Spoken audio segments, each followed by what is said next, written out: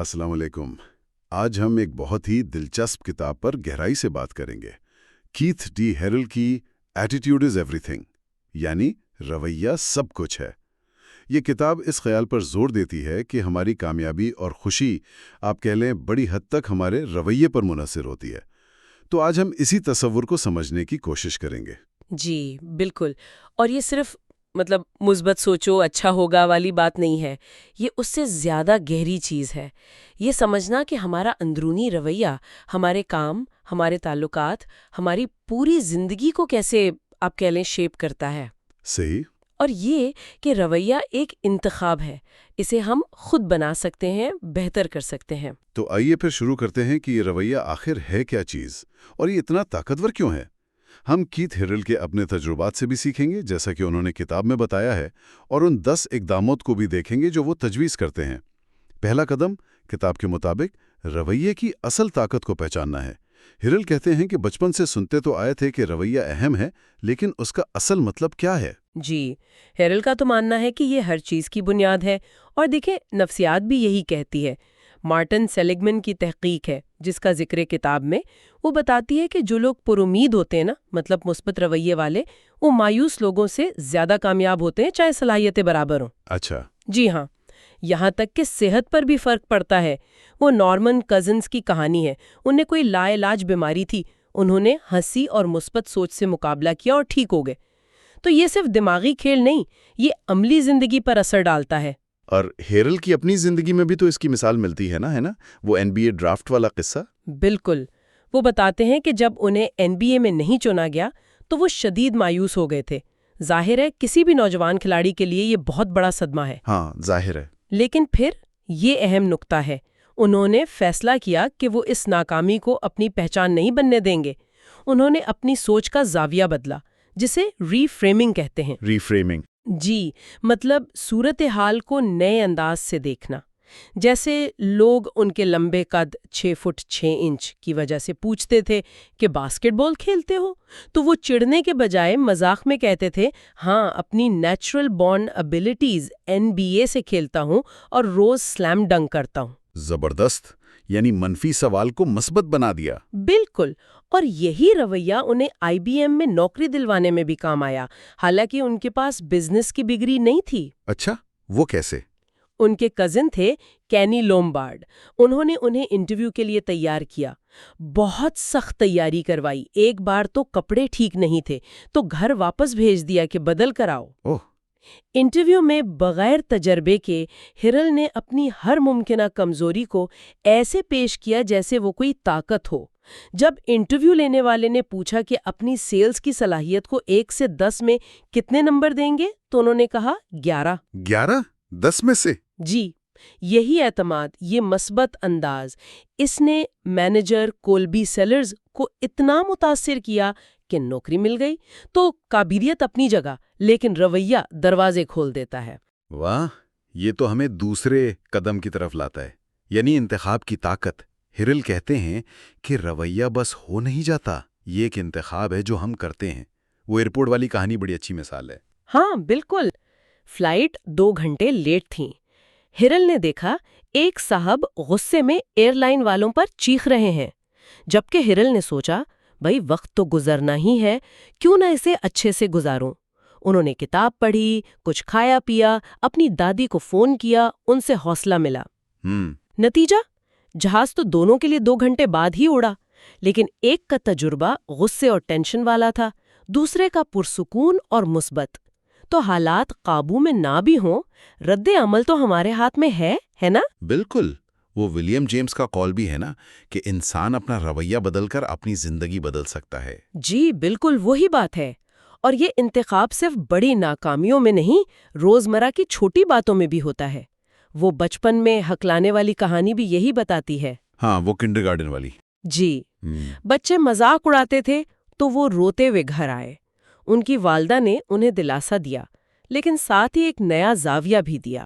انہوں نے کہا تم مختلف نہیں ہو، تم خاص ہو۔ واہ! اس ایک جملے نے حقیقت تو نہیں بدلی، وہ ہکلاتے تو اب بھی تھے، لیکن ان کا اندرونی احساس بدل گیا۔ والدہ نے سکھایا کہ وہ دوسروں کی باتوں کو خود پر حاوی نہ ہونے دینے کا انتخاب کر سکتے ہیں۔ یہ اندرونی بات چیت کو بدلنے کی طاقت تھی۔ صحیح، تو رویے کی طاقت سمجھ لی، انتخاب کی اہمیت بھی۔ اب تیسرا اور چوتھا قدم ہے منفی رویوں کو پہچاننا اور ان پر قابو پانا۔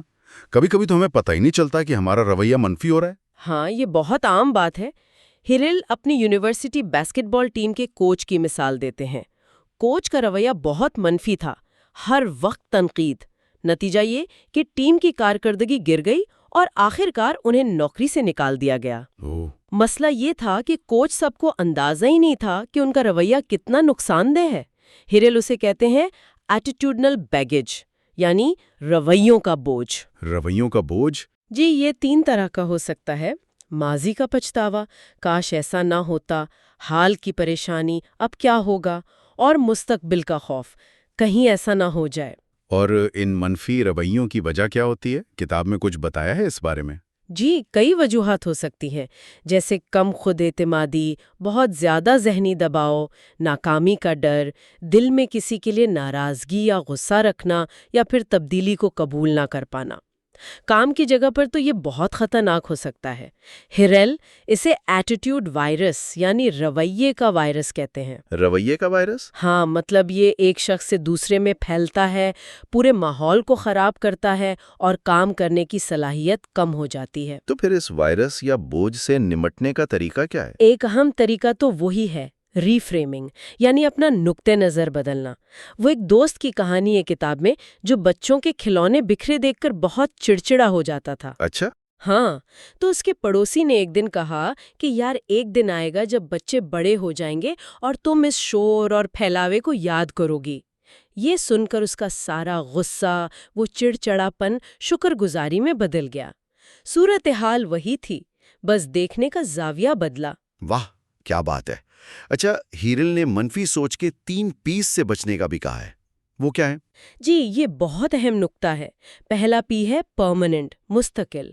یہ سوچنا کہ یہ مشکل ہمیشہ رہے گی، کبھی ختم نہیں ہوگی۔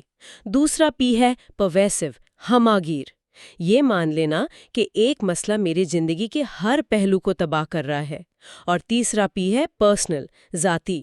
یہ محسوس کرنا کہ ایسا صرف میرے ساتھ ہی کیوں ہوتا ہے، میں ہی کیوں۔ ہیرل کہتے ہیں کہ حقیقت میں زیادہ تر مشکلات عارضی ہوتی ہیں، زندگی کے کسی ایک حصے تک محدود ہوتی ہیں اور ہر کسی کو پیش آتی ہیں۔ ان 3 پیس کو پہچان کر رد کرنا بہت ضروری ہے۔ اور اس کا علاج؟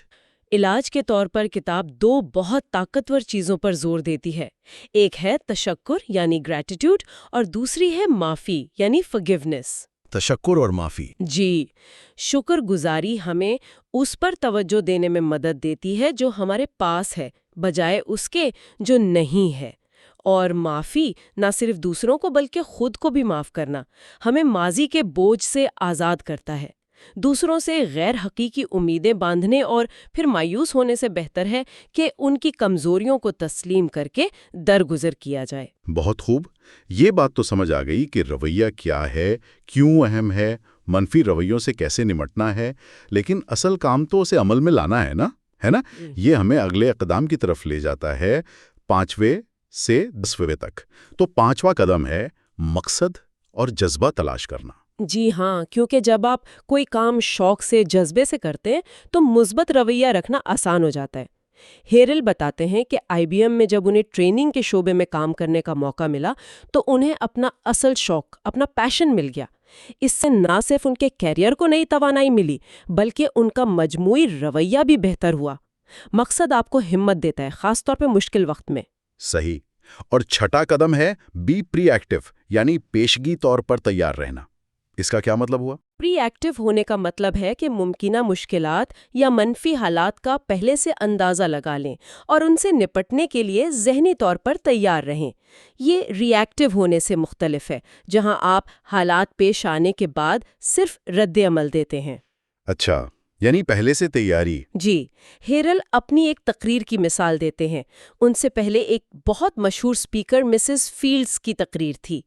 ہیرل کو اندازہ تھا کہ شاید ان کے بعد لوگ کم توجہ دیں۔ اس خیال سے منفی سوچ آ سکتی تھی، لیکن وہ پری ایکٹیو تھے۔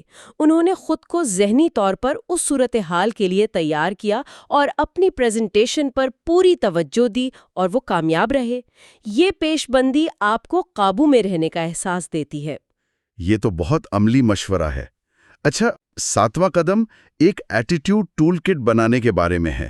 یہ کیا چیز ہے بھائی؟ یہ بہت دلچسپ تصور ہے۔ ہیرل کہتے ہیں کہ جیسے میکینک کے پاس اوزار ہوتے ہیں نا، ویسے ہی ہمارے پاس مثبت رویہ قائم رکھنے کے لیے ذہنی اوزار ہونے چاہیے۔ ذہنی اوزار؟ جی، اس ٹول کٹ میں کئی چیزیں ہو سکتی ہیں، جیسے مثبت باتیں دہرانا، افرمیشنز، کامیابی کا تصور کرنا، ویژولائزیشن، اپنے آپ سے مثبت انداز میں بات کرنا، ایٹیٹیوڈ ٹاک، پھر جب کوئی حال پوچھے تو پرجوش جواب دینا، جیسے ہیرل کا وہ مشہور جواب سپر فینٹاسٹک۔ اس سے آپ کو بھی اچھا لگتا ہے، دوسرے کو بھی۔ ہاں، یہ تو ہے۔ اس کے علاوہ جوش و خروش پیدا کرنا، اپنے عقیدے سے روحانی طاقت لینا، مذاق کا استعمال کرنا اور ورزش کرنا، کیونکہ جسمانی صحت کا ذہنی صحت اور رویے پر بہت اثر ہوتا ہے۔ اہم بات یہ ہے کہ یہ ٹول کٹ تیار ہونی چاہیے تاکہ جب ضرورت پڑے آپ اسے استعمال کر سکیں۔ یعنی یہ اوزار صرف جاننا کافی نہیں، انہیں تیار رکھنا اور استعمال کرنا ضروری ہے۔ ٹھیک، اب 8واں قدم، مددگار تعلقات بنانا۔ اس کا رویے سے کیا تعلق؟ تعلقات ہمارے رویے پر بہت گہرا اثر ڈالتے ہیں۔ دیکھیں نا، منفی لوگوں کے ساتھ رہیں گے تو خود بھی منفی ہو سکتے ہیں، جبکہ مثبت اور حوصلہ دینے والے لوگ آپ کو بہتر بننے میں مدد کرتے ہیں۔ ہیرل انہیں اے ٹیم کہتے ہیں۔ A team? جی، یعنی وہ لوگ جو آپ پر یقین رکھتے ہیں، آپ کی ہمت بڑھاتے ہیں، مشکل میں ساتھ دیتے ہیں۔ ایسے لوگوں کا حلقہ بنانا اور ان سے تعلق رکھنا مثبت رویہ برقرار رکھنے کے لیے بہت ضروری ہے۔ یہ آپ کا سپورٹ سسٹم ہے۔ صحیح۔ 9واں قدم ہے تبدیلی کو قبول کرنا۔ یہ اکثر لوگوں کے لیے میرے خیال میں مشکل ہوتا ہے۔ ہاں، بالکل۔ تبدیلی زندگی کا حصہ ہے اور اس سے لڑنا اکثر منفی رویے کو جنم دیتا ہے۔ ہیرل کہتے ہیں کہ واٹ ایور اٹ ٹیکس والا رویہ اپنائیں، یعنی جو بھی کرنا پڑے۔ اچھا۔ مطلب یہ کہ لچکدار بنے، نئے حالات میں ڈھل جائیں اور تبدیلی کو ایک خطرے کے بجائے ایک موقع کے طور پر دیکھیں۔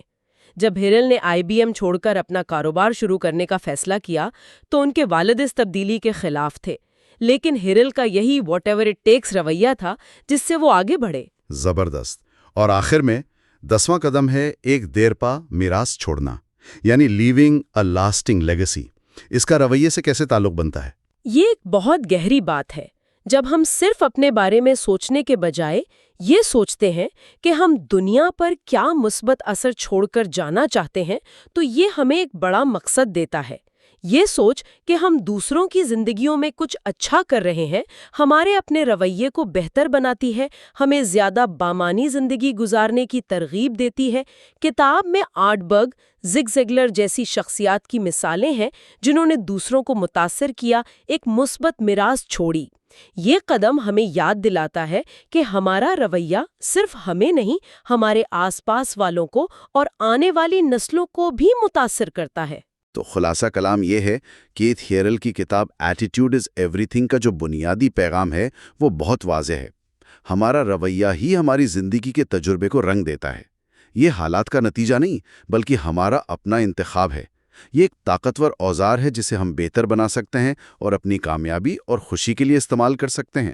بالکل، اور یہ سفر خود کو جاننے سے شروع ہوتا ہے، اپنے خیالات کو، اپنے رد عمل کو، اپنے انتخاب کو سمجھنا، یہ جاننا کہ کیا چیزیں ہمارے رویے کو خراب کرتی ہیں اور کون سے اوزار اسے بہتر بنا سکتے ہیں۔ جیسا کہ کتاب میں کہا گیا ہے، اصل کامیابی باہر کی دنیا میں چیزیں جمع کرنا نہیں بلکہ اپنے اندر اپنے رویے پر کام کرنا ہے۔ یہ واقعی ایک گہری اور سوچنے والی بات ہے۔ اور اس گفتگو کے اختتام پر سامعین کے لیے ایک چھوٹا سا سوال چھوڑتے ہیں۔